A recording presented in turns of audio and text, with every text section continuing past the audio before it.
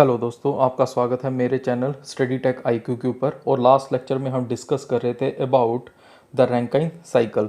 और last lecture में हमने डिस्कस किया था about the TS, HS and PV diagram of Rankine cycle. Clear. So आज हम डिस्कस करेंगे about the mean temperature of heat addition. So basically जो आपका टीएस डायग्राम होता है of Rankine cycle is like this. This is the TS diagram of Rankine cycle and ये आपका vapour dome है and this is the critical pressure C, right? and आपके पास दो pressures होते हैं, that is boiler pressure and condenser pressure. और boiler pressure आपका ऐसे होता है and condenser pressure is this one. Clear. ये आपकी कांस्टेंट प्रेशर लाइन है, that is boiler pressure and condenser pressure. Clear. And suppose जो आपकी हीट है और आपकी जो स्टीम है वो आपकी सुपर हीटेड स्टीम है। सो 1 to 2 आपका क्या होता है, that is isentropic expansion process, right. 2 to 3 आपका क्या है, constant pressure heat rejection. Clear. Then 3 to 4 आपका क्या होता है, isentropic compression process. And 4 to 1 आपका क्या होता है, that is constant pressure heat addition process. Clear. And आपका क्लियर है कि जो आपका प्रोसेस है ऑफ हीट एडिशन वो आपका एक कांस्टेंट टेम्परेचर के ऊपर नहीं होता, दैट इज़ वो आपका रेंज ऑफ टेम्परेचर के ऊपर होता है। फ्रॉम T4 to T1 आपका टेम्परेचर ऑफ हीट एडिशन है। क्लियर। एंड हम एज्यूम क्या करते हैं कि दैट इज़ कि आपका एक mean temperature of heat addition होता है। हम एज्यूम करते हैं कि जो आपका हीट एडिशन है वह एक कांस्टेंट टेम्परेचर के ऊपर होता है, is called mean temperature of heat addition. This is the mean temperature of heat addition. और ये mean temperature of heat addition क्या होता है, इन बिटवीन होता है, that is T1 and T4। सो आपका टी मीन क्या हो जाएगा, which is equal to T1 plus T4 divide by 2। Clear. ये आपका mean temperature of heat addition हो गया। क्लियर। सो आपके पास रिलेशन क्या होती है, that is D Q is equal to T D S plus और is equal to D H. So आपका हीट रिजेक्शन क्या हो जाएगा, Q R is equal to T which is equal to T two into S2 minus S3 और which is equal to H2 minus H3। And जो आपका heat addition है which is equal to, अब आपका हमने एज्यूम कर लिया जो हीट एडिशन हो रहा है वो constant temperature that is mean temperature of heat addition के ऊपर हो रहा है। So T mean is equal to S1 minus S4 which is equal to H1 minus H4। Clear. So आपका जो S1 to 2 है वो आपका आइसेंट्रोपिक एक्सपेंशन प्रोसेस है। सो S1 आपका S2 के इक्वल हो जाएगा और जो आपका 3 to 4 है वो आपका आइसेंट्रोपिक कंप्रेशन प्रोसेस है। सो S3 आपका S4 के इक्वल हो जाएगा। सो आप वैल्यू सब्सटीट्यूट कर दो, हीट सप्लाइड क्या हो जाएगा आपका, T mean S2 minus S3। Clear. So आपका इफिशियंसी क्या होता है, which is equal to heat supplied minus heat rejected divide by heat supplied.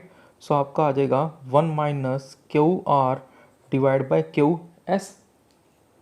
Clear. So अगर आप इसकी वैल्यू सब्सटीट्यूट करोगे तो आपके पास इफिशियंसी क्या आ जाएगी, efficiency is equal to 1 minus Q R आपके पास गिवन है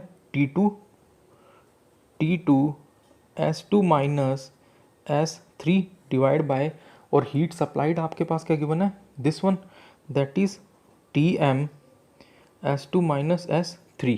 क्लियर। सो ये कैंसिल हो जाएगा। सो आपकी इफिशियंसी क्या आ जाएगी, 1 minus T2 divide by TM। Clear. So ये आपकी इफिशियंसी ऑफ रैंकाइन साइकिल आ जाएगी। क्लियर। सो आपका इफिशियंसी जो आपकी हो जाएगी वो आपका फंक्शन हो जाएगा T2 and TM, that is temperature of heat rejection and mean temperature of heat addition. Clear. But जो आपका टेम्परेचर ऑफ हीट रिजेक्शन है दैट इज T2 वो आपका फिक्स होता है, that is 35 degree centigrade to 40 degree centigrade. ये आपका depend करता है on the availability of feed water temperature. Clear. So ये आपका फिक्स है। सो अल्टीमेटली जो आपका एफिशिएंसी है वो आपका फंक्शन हो जाएगा mean temperature of heat addition. Clear. And अगर आप mean temperature of heat addition को इंक्रीज़ करोगे सो आपकी इफ़िशेंसी भी इंक्रीज़ करेगी। एंड अगर आप mean temperature of heat addition को डिक्रीज़ करोगे तो आपकी इफ़िशेंसी भी डिक्रीज़ करेगी। राइट। बट आपका अल्टीमेट एम क्या होता है कि आपको इंक्रीज़ करना है इफ़िशेंसी। क्लियर। सो आप इफ़िशेंसी कब कैसे इंक्रीज़ कर सकते हो? By increasing the mean temperature of heat addition. So last slide में हम डिस्कस कर रहे थे about the mean temperature of heat addition.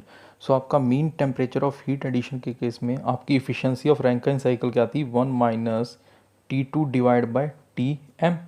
सो जो आपकी इफ़िशेंसी आई थी वो आपका फंक्शन थी mean temperature of heat addition. Clear. So अगर आप mean temperature of heat addition को इंक्रीज़ करते हो तो आपकी इफ़िशेंसी भी इंक्रीज़ होती है। क्लियर। सो अब हम डिस्कस करेंगे कि हम mean temperature of heat addition को इंक्रीज़ कैसे कर सकते हैं। सो फर्स्ट मेथड होता है by increasing the degree of super heat. So पहले हम टीएस डायग्राम ड्रॉ कर लेते हैं for Rankine cycle. So this is the TS diagram और ये आपका वेपर डोम है। This is critical pressure C and आपके प्रेशर है that is boiler pressure and condenser pressure. This is boiler pressure and this is condenser pressure. Clear. So आपकी जो steam है suppose वो आपकी ड्राई सैचुरेटेड स्टीम है initial case में। So 1 to 2 आपका क्या था? 1 to 2 is expansion process. Right. And 2 to 3 आपका क्या था? Constant pressure heat rejection. Clear. And 3 to 4 is isentropic compression process. And 4 to 1 आपका क्या था? Constant pressure heat addition process. Clear. और जो आपका मीन टेम्परेचर होता है that is mean temperature of heat addition जो होता है वो आपका लाई करता है in between T1 and T4। Clear. Because in case of Rankine cycle जो आपका हीट एडिशन हो रहा है रेंज ऑफ टेम्परेचर के ऊपर हो रहा है। क्लियर। सो हम एज्यूम करते हैं कि आपका एक कांस्टेंट टेम्परेचर है that is mean temperature of heat addition जो आपका लाई करता है बिटवीन T1 एंड T4। सो आपको इंक्रीज करना है mean temperature of heat addition का। सो फर्स्ट वे है by increasing the degree of super heat. Suppose अगर आप डिग्री ऑफ सुपर हीट को इंक्रीज करते हो आपकी इस पॉइंट के ऊपर है, इट मीन्स जो आपकी हीट है और steam is super heated steam. So ये आपका पॉइंट 1 है।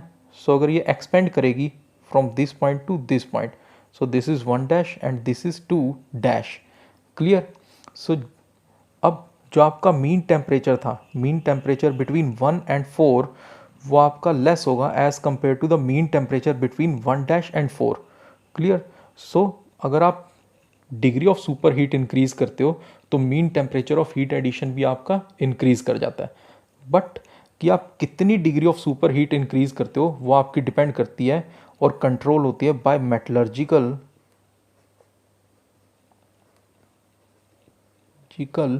फैक्टर्स। राइट। लास्ट स्लाइड में हमने डिस्कस किया था how to increase the mean temperature of heat addition और हमने फर्स्ट वे कर लिया था by increasing the super heat we can increase the mean temperature of heat addition and the second way is by increasing the boiler pressure. So पहले हम TS diagram draw कर लेते हैं। So this is the TS diagram, this is vapor dome and this is point C। Clear. तो पहले आपका क्या था? आपका maximum temperature of steam is fixed. Clear. तो मैक्सिमम टेम्परेचर ऑफ स्टीम आपका फिक्स है, दिस इज T मैक्सिमम। और ये आपका कंट्रोल होता है maximum temperature by the metallurgical factors. Clear. जिसमें से आपकी स्टीम निकलनी है that is pipes and walls and super heaters. Clear. So आपका नेक्स्ट है आपकी मैक्सिमम टेम्परेचर फिक्स है। सो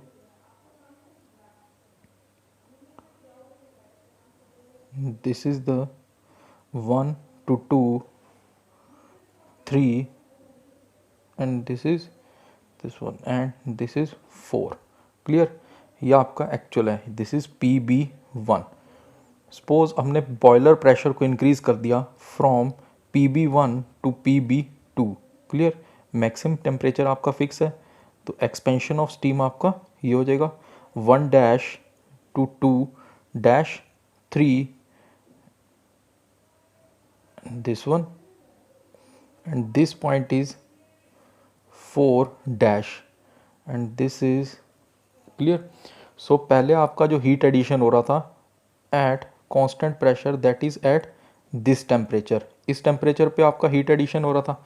क्लियर, बट आपका अब क्या है कि जो हीट एडिशन होगा, पहले आपका हीट एडिशन हो रहा था between the temperature limit that is T1 and T4। Clear, suppose आपका मीन टेम्परेचर था Tm for these temperature limits, but अब आपका जो हीट एडिशन होगा at temperature limits that is this T4 dash and T1। Clear, so अब आपका जो heat addition हो रहा है that is T1 and T4 dash, so आपका mean temperature of heat addition is Tm1। So आपका जो mean temperature of heat addition increase हो गया। Clear, so by increasing the boiler pressure, जो आपका mean temperature of heat addition है वो आपका इंक्रीज हो गया।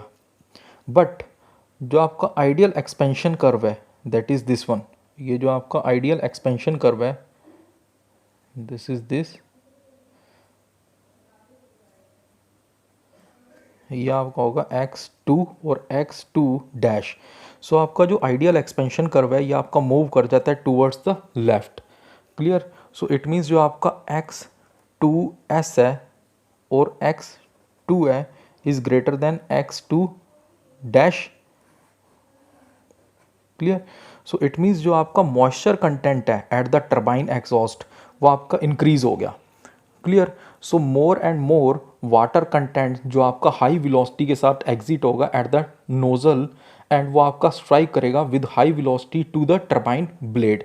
सो जिसकी वजह से आपकी जो लॉन्गिटिविटी और लाइफ ऑफ टर्बाइन ब्लेड है वो डिक्रीज हो जाएगी और आपका टर्बाइन ब्लेड इरोड होना स्टार्ट हो जाएगा। सो इन प्रैक्टिस जो आपकी क्वालिटी ऑफ स्ट्रीम है, क्वालिटी ऑफ स्ट्रीम वो आपकी 85% होती है। इट मीन्स जो आपका मॉइस्चर कंटेंट है वो आपका 15% से ज़्यादा नहीं हो सकता। क्लियर, सो ये आपका अनदर कंट्रोलिंग फैक्टर है। क्लियर, सो आपकी क्वालिटी ऑफ स्टीम 85% से कम नहीं हो सकती। इट मीन्स जो आपका मॉइस्चर कंटेंट है दिस इज मॉइस्चर कंटेंट आपका 15% से ज़्यादा नहीं हो सकता। क्लियर, सो आपके पास टू कंट्रोलिंग फैक्टर्स हो गए, दैट इज एक आपका मैक्सिमम टेम्परेचर है जो आपका कंट्रोल होता है बाय द मेटलर्जिकल फैक्टर्स,